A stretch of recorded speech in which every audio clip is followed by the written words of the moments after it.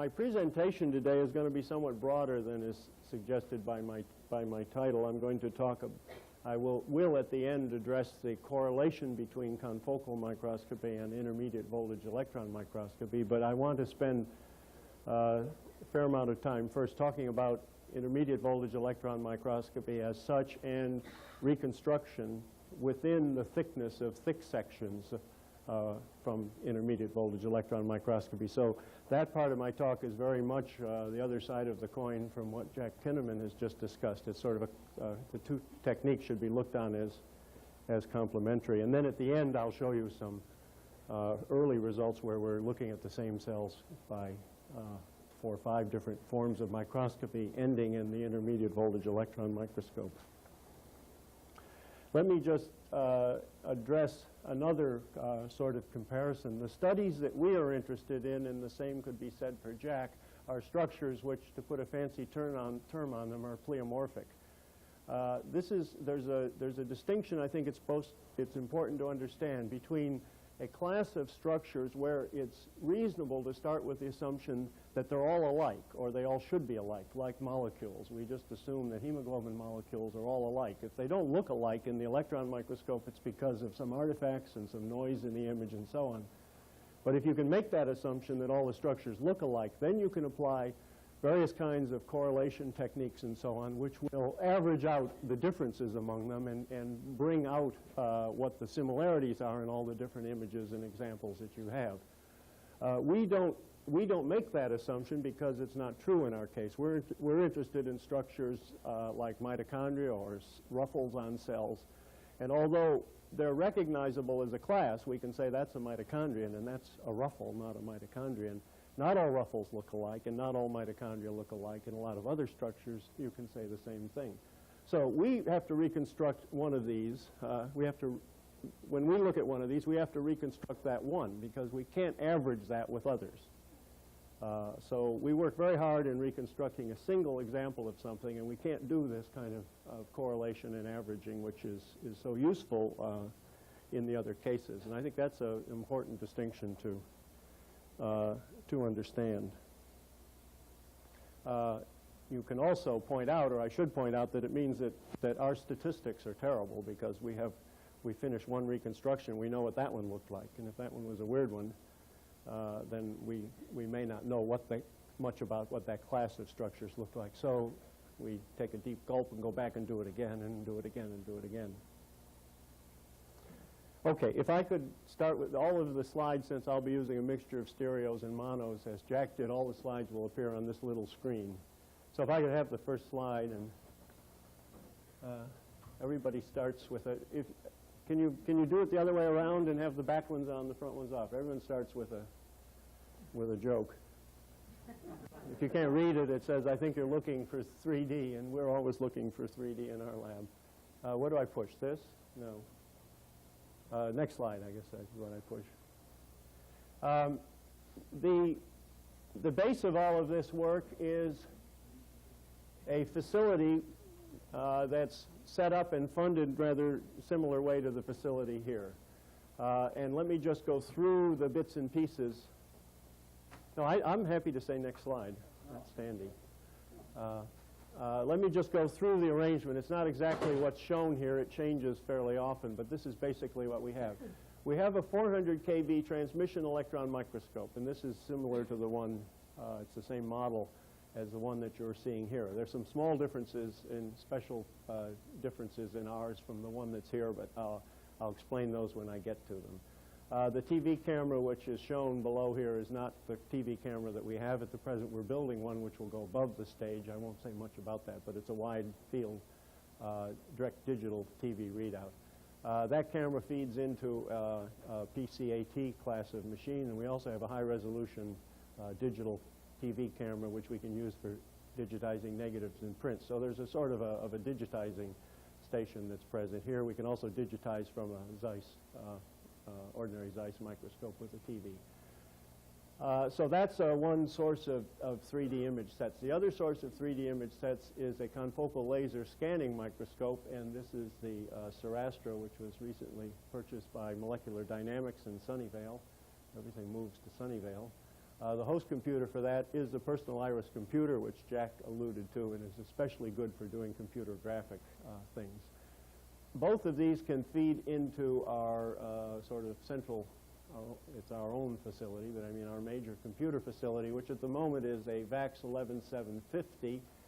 And the display end of this is a Raster Technology 1380 display processor. This could be, and I hope soon will be, replaced by another iris computer, but it works all right now. This has been modified also slightly by us, and the modification is such that it will drive two high-resolution color displays simultaneously. And we put the two images, stereo pair images and reconstructions left and right on a pair of monitors, and we look at them through a long-range optical stereoscope. The alternative to this, of course, is to put a liquid crystal switching screen in front of the display, and that was probably what we'll use, and then wear glasses like you have here today. And that's probably what we will do in the next sort of round of this. So this is the reconstruction station, and it's something like what Jack showed you already. There's a digitizing tablet for tracing. There's a, not shown here, a set of sort of knobs and buttons that can be used for rotations and so on. There's a terminal which is running the programs on the back. So the scheme of things is that the images come in from over here and then are displayed. The reconstruction is controlled by the operator through these input devices, and the reconstruction appears superimposed. We like to say superimposed in the images rather than on the images, because this is all a volume sort of operation. Next slide, please. Now, I was asked to put in a very, very brief introduction to the principles of high-voltage electron microscopy, so I will do that in just 3 slides for those of you who have somehow avoided this in your life so far. Some of you are sick of it. The interaction between an electron beam and the atoms in a specimen, in an electron microscope specimen, in a transmission electron microscope, involves 2 kinds of interactions. One is elastic scattering, in which the beam electron interacts with the nucleus, is deflected through a fairly large angle, and leaves no energy behind and loses no energy. So it enters with an energy of E0 and exits with an energy of E0. The other is a class of interactions in which the beam electron interacts with the shell electrons of the atom in the specimen, and a variety of kinds of interactions can occur here, which lead to a loss of energy in the beam electron. So the beam electron loses some energy, and symbolized by delta E here, and that energy is left behind in the atom and results, is dissipated in some way or another, sometimes by ejection of elemental specific X-rays, which is useful for elemental analysis.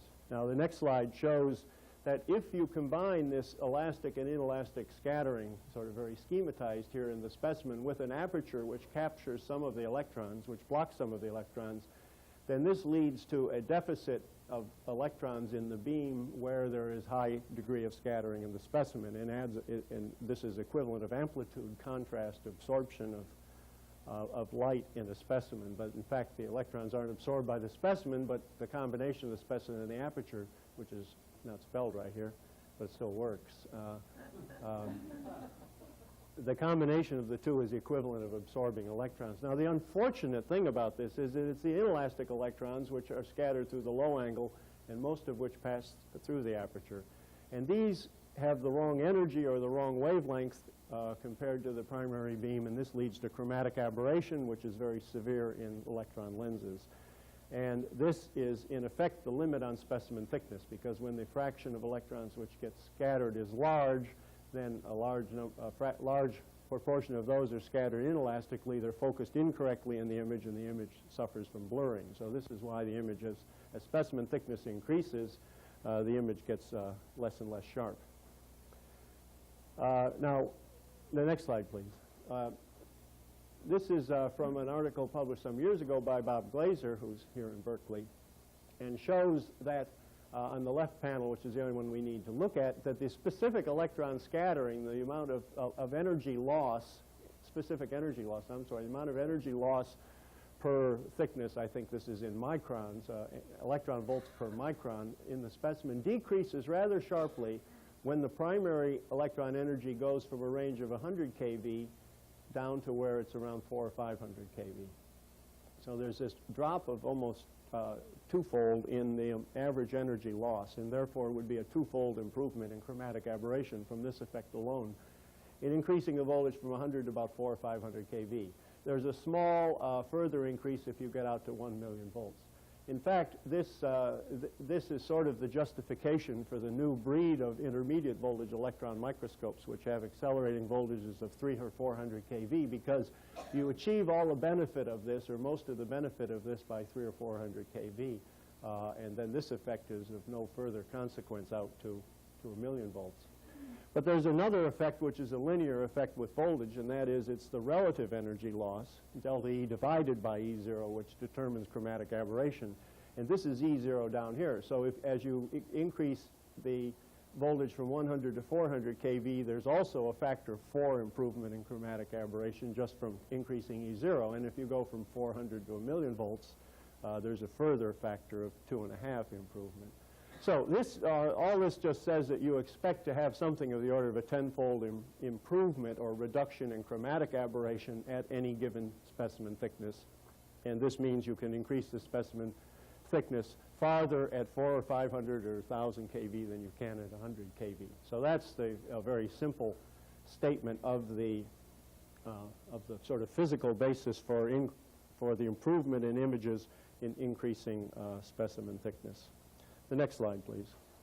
I don't know if I was in and out of the room, and maybe Jack showed you this, but this is the million-volt microscope at the University of Colorado, and it's a pretty big affair. This is the chair down here in the operating table. The 400 keV microscope, the next slide. The 400 keV microscope, you'll see one exactly like this in the other room this afternoon as part of the demos. This is the one in my lab. It would fit in this room. You could probably put 2 or 3 of them in here if you wanted to. It fits in a room with a 13-foot ceiling or something like that, partly because it's only 400 keV and partly because the structural arrangement has been designed. The microscope is sort of folded up a little bit to help. So it looks a lot more like an ordinary electron microscope, just a little bit bigger all around. Okay, the next slide. Now, I want to now spend a few minutes just showing you some examples, which will be in stereo in a moment, of the difference between thin sections and thick sections. And we will be talking about quite thick sections going up to 5 microns in thickness. So that'll be a 50-fold increase in thickness. And this is really going from a section like this thin section, which one tends to think of when looking at the images. Think of this as an actual 2D slice through the section of no real thickness. It actually does have thickness, and that leads to some effects such as superposition of structures in this region, superposition of very small structures. But we're going to be going from this section, whose thickness, if I were to put a scale on this, there isn't any scale. This is about this A-band of this muscle is 1.5 microns long, and this section is 1/10 of a micron. So the thickness of this section is maybe 2 fingers worth or something like that. So you can imagine that this section is about that thick. When we get to a 5 micron section, the section thickness will be equal to the width of this picture. So we'll be looking at a volume that's almost cubic. For those of you who don't know skeletal muscle particularly well, let me point out that in addition to the contractile fibrils, which you see here with all the bands which have been named and so on, there are a pair of membrane systems in the muscle fiber. The majority of these membranes, all of these are part of the sarcoplasmic reticulum, which is the smooth endoplasmic reticulum of a muscle cell, and is involved in release and recycling of calcium during the cycle of activation and relaxation. In addition, there's a transversely oriented tubular system, and these occur periodically, one here, the next one here, and the next one here. They're in this particular kind of muscle, amphibian skeletal muscle. This is from a frog. These are always in the vicinity of the I-bands near the Z-lines. In fact, these are networks. There's a series of these networks which run transversely across the muscle. So this tubule here, which is this same class of tubules, transverse tubule, is somehow connected to this tubule in the third dimension by wrapping around these fibrils. And it's of some considerable importance in understanding how this system conveys action potentials into the cell, which is its function. In understanding that in any kind of a quantitative physiological way, as a cable and the way and that sort of thing, really involves having good quantitative three-dimensional information about the structure of that. And obviously, this would be something that would be very difficult to get by serial sectioning over any sort of volume of the tissue. Certainly, we did some of that work, but what I'm going to show you today is a more direct way using thick preparations of seeing this directly in 3D, and then I'll go on to the reconstruction sort of story. Okay, so you should be oriented now to sort of magnification and orientation. Here's one T-tubule here, here's another one here, and here's another one here, because the next slide is going to be a stereo pair, and it's of the same kind of muscle. It's the same orientation, and it's the same magnification. And the difference is that there are two major differences, or well, there are three. First of all, this picture is taken in the million-volt microscope at Boulder. The second is it's 3 microns thick, not 0.1 microns, so it's 30 times as thick. And the third is it's selectively stained. And the selective staining is necessary because a 3-micron thick section stained as that previous section would be totally ununderstandable from superposition of structures. It would be just looking into a fog. But by selectively staining the membranes of the transverse tubules, which in this case is done with a lanthanum colloidal stain, which percolates into these tubules, which are open to the extracellular space, we immediately get a three-dimensional view. And you should see 3 sort of oblique shelves of these T-tubules coming out at you. And I think you can see well, you probably having seen only one picture, but we saw immediately that there's a degree of complexity and a variation in the thickness of these tubules, flat ribbon-like regions, and then small. I haven't got a three-dimensional pointer, so every time I point at something, you probably are distracted, and I should not do it. But you can, I guess I don't have to go into any details. You can see there's a three-dimensional complexity that we just didn't expect. So it's a very direct way to get at the third dimension. Let me just show you a few more of these just for your amusement and amazement, and then we'll go on to sort of some new ideas. The next stereo pair. I'm going to illustrate a couple of things in the next few slides as we go along. The first is that in terms of what the value of this is. You can see in this slide some connections I'm having trouble seeing, but I think it's because I'm too close. But I see it, but not as well as I would expect. You can see, so if you're having trouble, just close one eye. And the rule when I point at things is I close my left eye, and I'm pointing at the right image. So if you want to see where I'm pointing, close your left eye, and you'll know what I'm pointing at. There's a tubule here which connects from this network of transverse tubules longitudinally into the next network of transverse tubules. There's another one here, another one here. These were virtually unexpected or totally unexpected that there would be these longitudinal connections. The chance of this tubule, which is not very particularly straight and is 3 microns long, of that tubule lying completely in the plane of a thin section and our recognizing it and noticing it were so small that we'd never noticed them before. Although now we go back to thin sections, maybe you think you see one once in a while. But this kind of fairly rare feature that you only really can see when you have the three-dimensional image available. So these longitudinally oriented transverse tubules, which led to a certain amount of nomenclature problem, these longitudinal transverse tubules were a discovery that really came about only when we had access to these three-dimensional images. Notice these sort of balloon-like areas in the middle. Those are mitochondria, and they emphasize the point that all the structures are present in this cell. The fibrils are there, and the sarcoplasmic reticulum is there, and the mitochondria are there, and everything else that's in the cell. They're just not stained. We haven't extracted everything except the T system. This is not a mold or a cast. structures are there. On average, mitochondria have less scattering than fibrils do on average, so they look like negative ghosts in the center of the image. This is a portion of the surface of the cell, and the next slide shows that a portion of the cell even more closely. And the orientation now is you're inside the cell, you're looking out at the membrane, and you see several of these T-system networks. And you can see where these T-system networks connect into the surface. And I can't tell you how many hours, days, weeks I spent trying to find out what the distribution of these connections was in thin sections. And you could look for hours and hours and hours in thin sections and not even find one of those openings. The chances of finding not only one but the next one so that you could tell how far apart they were, which is of considerable importance to us, it just wasn't in the cards. And here you can see a dozen or more of those connections in a single picture. So there is a kind of information you can get out of this direct three-dimensional view when you get everything right, the staining and everything else that just isn't available otherwise. The next pair, please. Well, this is just to sort of take this to the limit.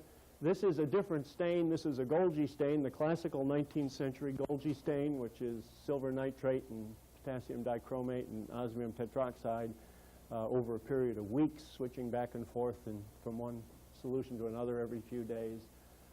It impregnates the T-system. It also produces a certain amount of nasty contamination, but that's pretty easy to ignore if it isn't too severe. It does a beautiful job of impregnating this network. And this is now a transverse section, so you're looking down on the face of one of these networks. And I think you can see in 3D there are things like steps. There's sort of a shelf here. That's not a fold in the section. That's the network actually stepping back in the third dimension. And the last of these, which is the next stereo pair, will take you sort of to the limit. And some of you will see this and some of you may not. This is 5 micrometers thick. So it's thick enough to include 2 successive T-systems within the thickness of the section. And in some regions, particularly along here, you can see one network in the front and another network in the back that goes underneath. And if you, I don't really want to let you see this long enough to figure all of this out, but some of you may have seen it up here. There's a very curious arrangement up here, which we had worked out at Boulder from serial sections previously. So I can't say that this was a eureka discovery, but it took an entire summer for me to figure that out from serial sections, partly because of my stupidity, and partly because I didn't expect to see this. There, in fact, up here is a spiral arrangement of the T-system network, and maybe some of you were seeing that. So whereas we always thought of these things as sacrosanct planes with maybe an occasional longitudinal connection, it turns out they can be connected one to the other in the form of what is geometrically properly called a helicoid. Like the successive floors of a ramp garage are connected together by ramps, and you can drive from one level to the next level without taking your wheels off the pavement. You could do the same thing here. So this is about the limit for, I've taken pictures up to 12 micrometers. They're pretty hard to see at 8 micrometers because there's so much depth and information, and at 12 it's pretty tough. But the microscope at 1,000 kV will in fact bash its way through 12 micrometers of epoxy embedded section. And at 400 kV we can go up to 2 to 2.5 micrometers with ease, and 3.5 with some difficulty.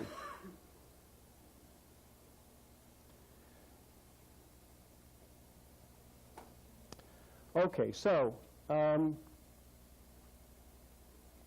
these images, pairs of these images or sets of these images at different tilts represent a form of three-dimensional data.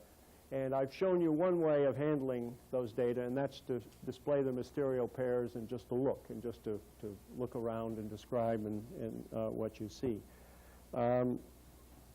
They also represent a kind of a starting 3D data set from which we can do quantitative three-dimensional structural analysis, as I will illustrate for you in a moment. But first I want to show you another kind of preparation. And if I could have the next slide, which will not be stereo. We'll be back to stereo in a while. Procedures for looking at cultured cells, cells grown in culture, have been worked out for a very long time. And in fact, before the days of thin sections in the 1940s, when electron microscopy was just beginning to happen, the first cells which were really looked at successfully, the first biological specimens, were cultured cells. And these procedures have changed in details, but not in principle since that time. But for those of you who haven't done it, let me go through it very quickly. You grow cells, either explants or long-term cultures, on formvar carbon-coated gold EM specimen grids. You use gold because you're going to put them in $1 million microscope, so you're not going to use a cheap copper grid. That's not the reason. You use gold because copper is toxic to the cultures, and you may have the grids in the culture dishes for a period of days, so you use gold grids for that reason. You fix them in the usual sort of way, and you may or may not stain them. You dehydrate. Now we're dehydrating the entire grid. The cells are sitting on the grid, on the film. They've grown across the grid. And usually these are dried by a critical point drying procedure, which prevents the collapse, surface tension, compression of the cells, so the cells maintain their full three-dimensional shape through the drying procedure. They may be carbon-coated to prevent charging in the beam or to stabilize them, and then you can look at them in IVEM, or high-voltage microscope. And the next slide and the three following it are taken from work done at Penn by Keith Porter, and who was the founder of the high-voltage facility at Colorado, but is now at the University of Pennsylvania, and shows at a very low power magnification. You see a portion of a hexagonal EM grid here, a collection of cells which have, in this case, are cells. These are mostly endothelial cells which have grown out from an explant from a fish scale, which has been dissociated with collagenase and other enzymes. There are a variety of kinds of cells here, and Keith is particularly interested in pigment cells and studying the movement of organelles. So you have very nicely a whole collection of cells that you can look at in the electron microscope. And the next slide will just increase the magnification a little bit.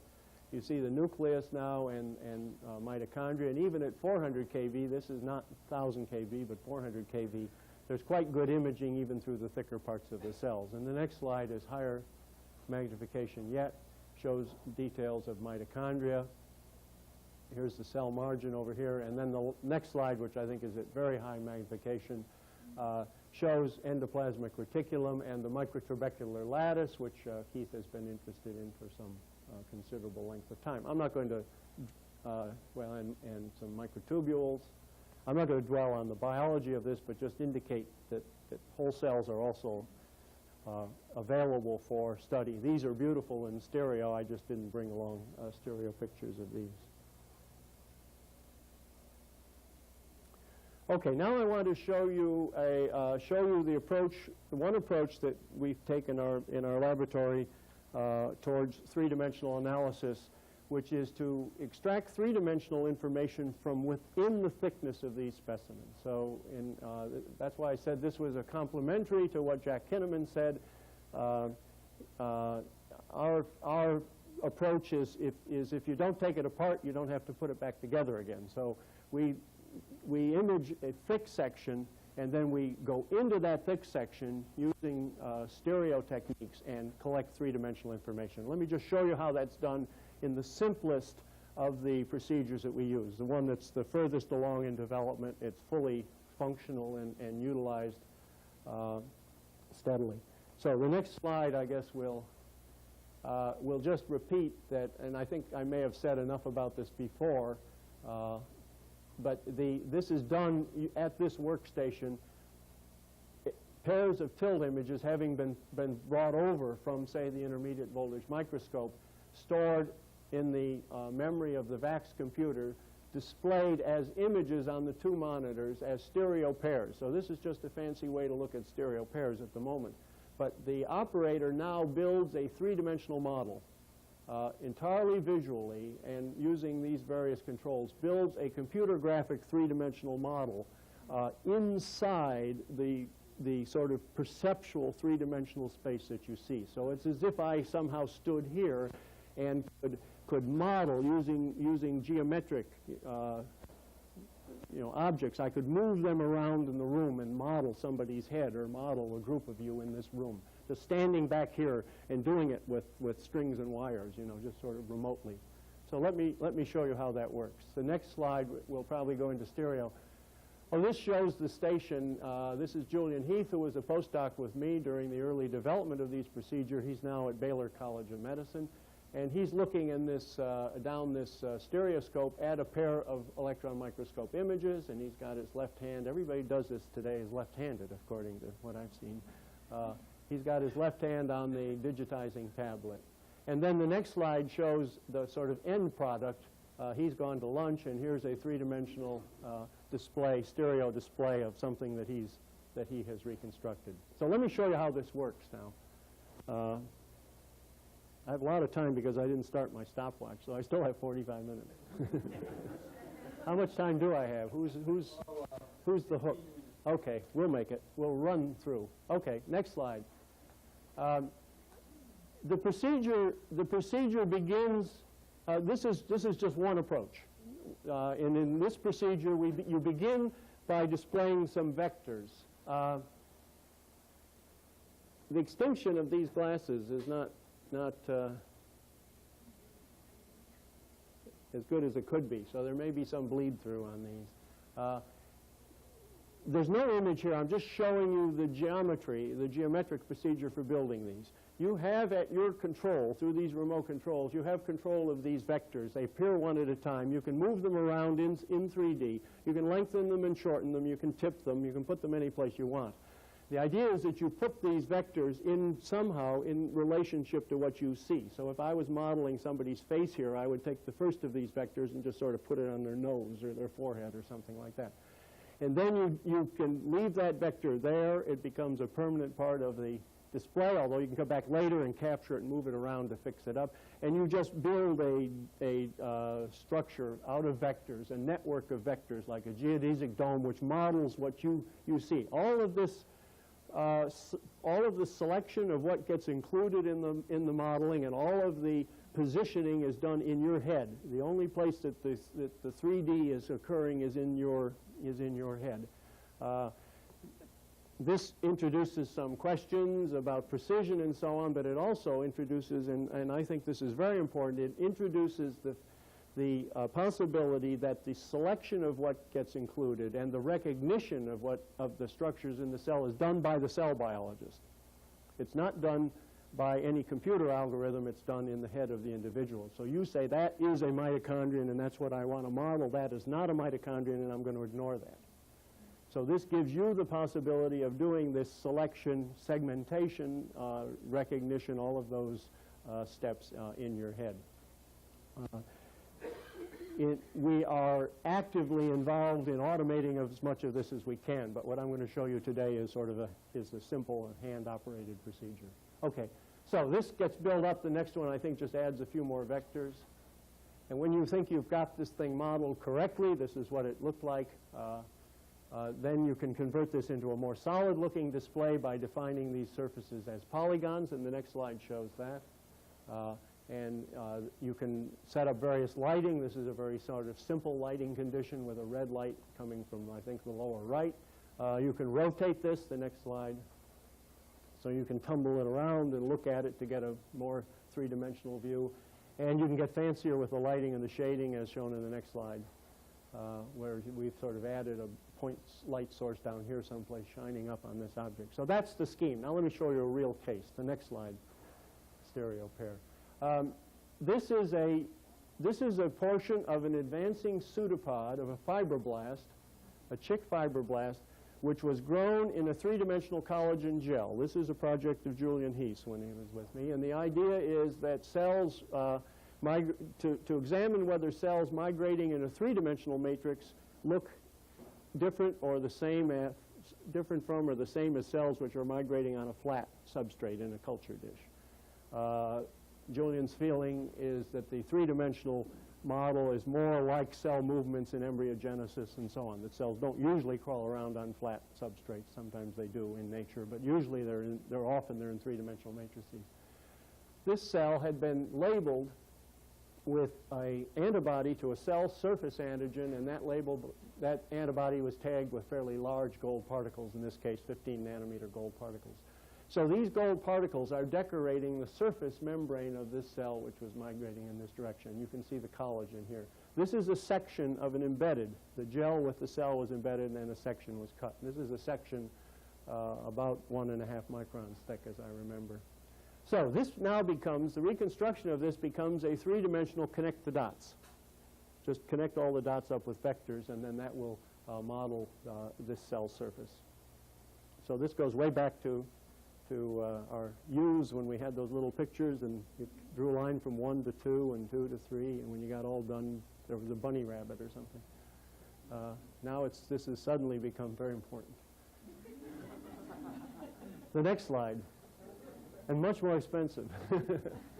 So this is the sort of dots connected up, in this case by hand, but actually this can now be done totally automatically. In the next slide, the micrographs are gone, and you just see the network. And the next slide, this is displayed as a set of geometric patches, and there's obviously some lighting going on. And then the next slide is one of these aesthetically nicer views that Jack caught about. But I would defend this view a little bit from what I think he implied, because the data have not been changed here. We have not rounded the surface in any way. We've only changed the way the lighting and shading is calculated. So the polygons and everything are still there, and we've done no massaging of the three-dimensional data. So it looks nicer. It does look sort of round. I think there's one more of this. I'm going to rush a little bit because I may be getting behind. And you can turn this over and look at this cell membrane from the inside if you like.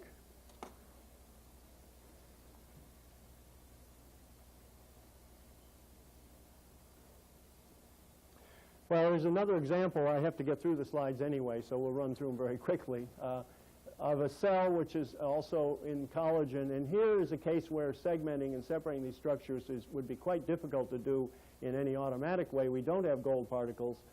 This is in stereo, although I'm not looking at it in stereo. I won't bother. The cell, and these are the collagen fibrils. The next slide shows the cell sort of encased in this geodesic network, which has been done again by hand, in this case looking at very high magnification, and there are some particulates present on the surface of the cell which can be used to find the cell membrane even without the gold. And the next slide, I think, is just the network, and the next one is show this as a solid. And I think maybe one more push and we'll have a blank, and then I can next one, but okay, that's what I expected to happen. Okay, let me summarize this, and then I'll finish with there won't be any more stereos. I'll finish with the correlation between the confocal and the intermediate voltage microscope. The advantages of this procedure, and like the serial sectioning procedure, which isn't always the appropriate one, this is certainly not always the appropriate procedure to take. But when you can use this procedure, the advantages are that you avoid a lot of the sectioning process. You can cut very thick sections, and you may be able to do the entire three-dimensional analysis within the volume of that one section. If not, you can model one thick section and then model the next serial thick section and then put the pieces of the model together. So we can extend farther than the thickness limit of the microscope by connecting together partial models, partial three-dimensional models. The 3D reconstruction is done at the moment by hand, entirely manually, a tracing sort of procedure, and it's done entirely within the three-dimensional perceptual space of the individual. In the case where we have gold particles, we're able to improve on this in several ways. One is that in the initial development of this, the user identifies the gold particle by getting this three-dimensional cursor close to the gold particle, but then the decision of where that gold particle is made by the digitizer that locates the centroid of the two densities and calculates the XYZ coordinates. And this is not only simpler and faster and less tedious, but we think it's probably more accurate than the person just saying that looks like it's in the middle of that particle in 3D. The third way of automating this is to have the computer program figure out which are the corresponding images of the same gold particle in the two pairs. And this works really better than I ever thought it would. It works quite well. It's not particularly fast. It may take it up to 30 or 40 minutes to locate a few hundred gold particles and solve the correspondence, but that's not only faster than you can do it, but it also means you can be doing something else while this is going on. It isn't always perfect, but the user can go in and do some fixing up and editing and help out the places where the computer couldn't solve it. It also allows us, and I think this is very important, it allows us to bring into the location of the structures more than just two images. We can only look at two images because we've evolved to have two eyes. If you ever have a graduate student with 3 eyes, send them to us, and we can look at 3 images at once. But we can do a reconstruction like this from a given stereo pair, which would be like a front view of someone in the audience, and then having done that reconstruction as well as we can, where we're not too sure about that Z position of the structures, we can take another stereo pair of that same object taken from a side view. We rotate the previous reconstruction appropriately, and we now fix up that reconstruction with the new stereo pair. So it's as if I was to figure out what someone's head here looked like by walking around and looking at them from both sides. What I've shown you in all cases here is reconstruction of surfaces, but we can equally well reconstruct networks, as in the case of the T-system in muscle, and we can reconstruct volumes. So it's not limited just to these surfaces. Now, let me finish in about 5 minutes, I think, with, is that all right? Okay. With the correlation among the different forms of microscopy.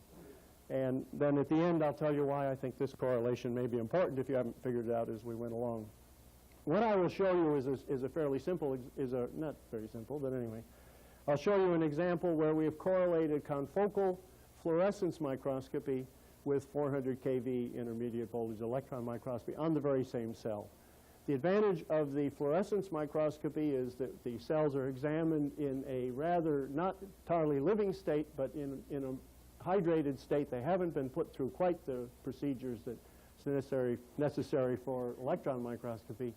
Furthermore, the fluorescent tagged antibodies give us very precise localization of specific epitopes, specific proteins.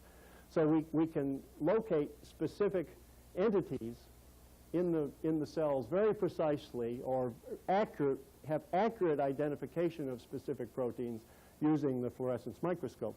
We don't have the resolution of detail that we have in the electron microscope.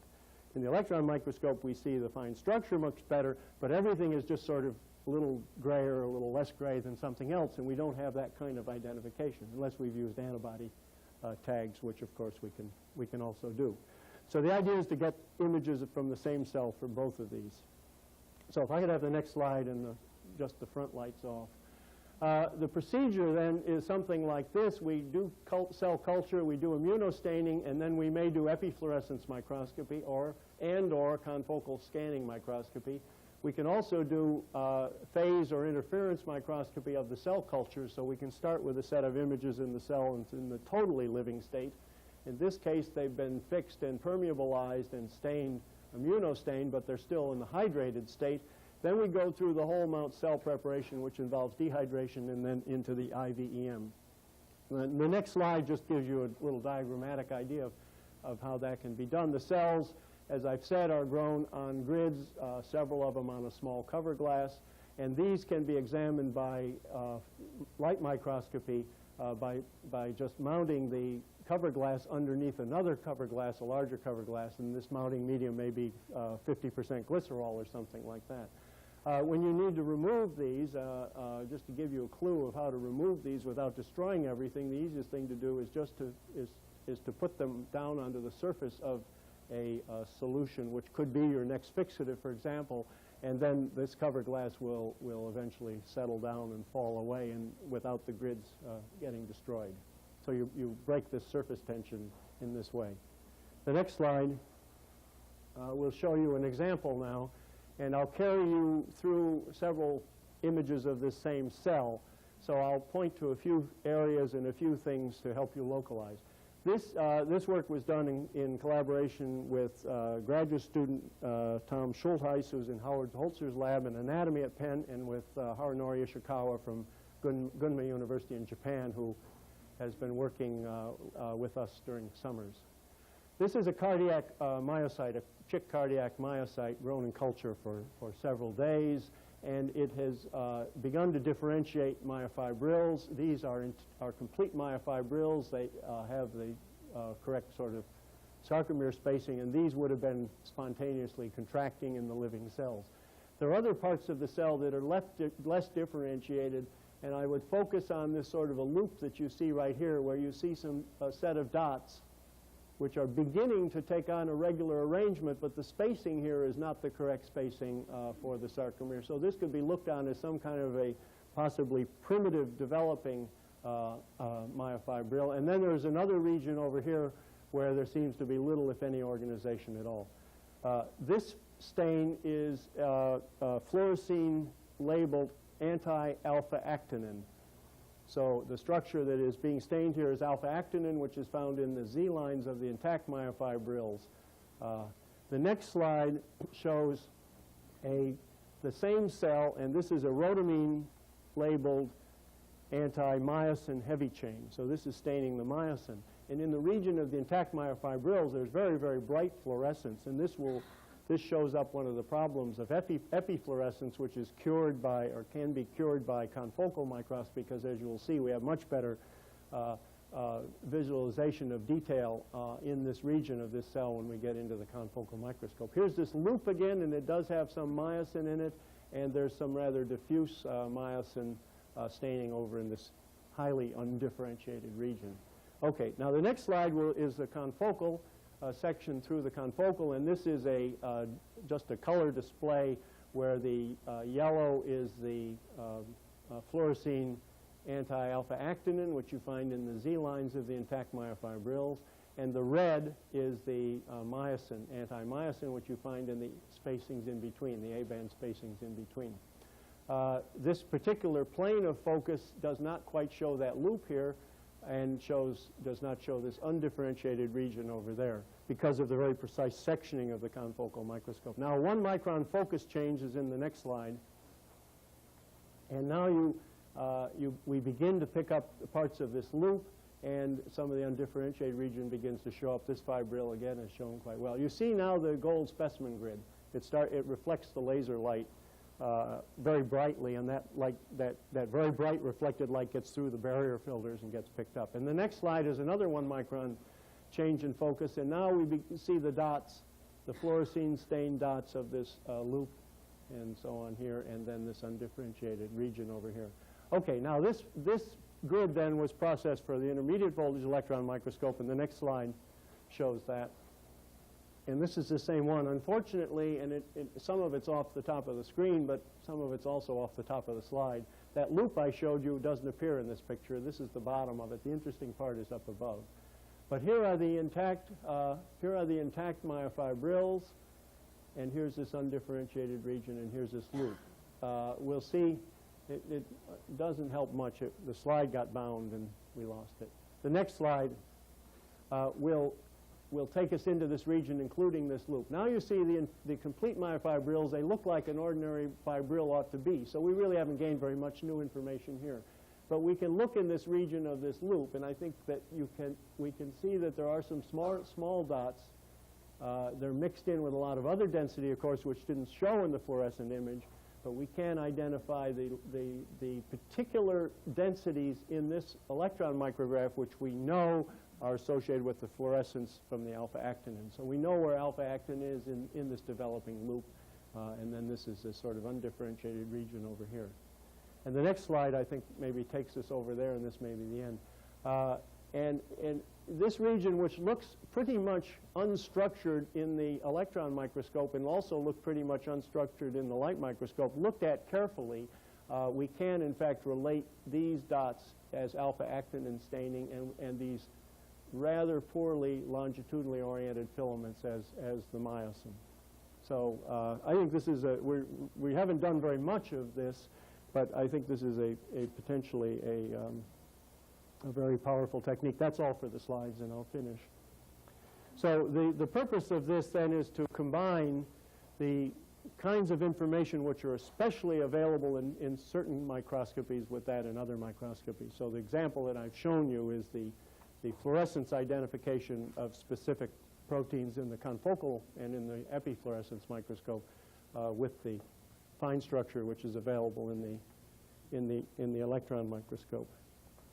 I would also say, in relation to something that the previous speaker said, is that we can also use these images to detect and form the basis for correcting for distortion which occurs in the various preparation procedures, because we have images of these cells in the living state and then in the different microscopies. So if there's been lateral shrinkage and even three-dimensional shrinkage, we can, during the preparation for the electron microscope, we have the basis of making measurements which we can use to correct for those. So, thank you very much.